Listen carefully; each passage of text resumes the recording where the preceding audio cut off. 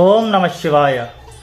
సనాతన ధర్మాన్ని ఆచరిస్తూ ఉన్న మన హిందూ బంధువులందరికీ కూడా ఆ పరమేశ్వరుడు అనుగ్రహం కలగాలని కోరుకుంటూ, గకారాక్షర దేవుడు గణేశుని ఎలా పూజించాలి?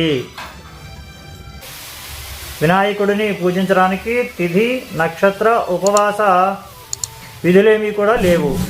తెల్ల జిల్లేడు వేరు తెచ్చి దానితో బురటన వేలు కణుపు పరిమాణంలో ఉన్న పద్మాసనంలో ఉన్న గణపతిని తయారు చేయాలి.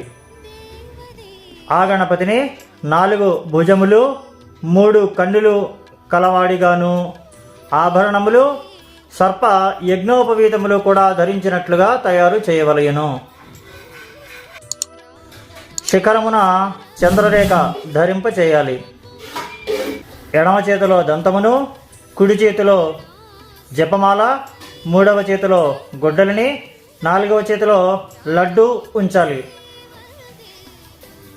కుంకుమ చందనములతో, వస్త్రభూషణములతో, ఎర్రని పుష్పములతో పూజించి సుగంధ ధూపమును కూడా ఇచ్చి ఉండ్రాలను నివేదన చేయవలెను.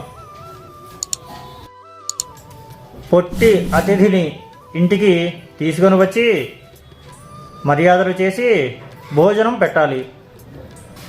అలా పూజించిన వారికి గణేశుని అపార కృప కలుగుతుందని భవిష్యత్ పురాణం తెలియజేస్తూ ఉంది.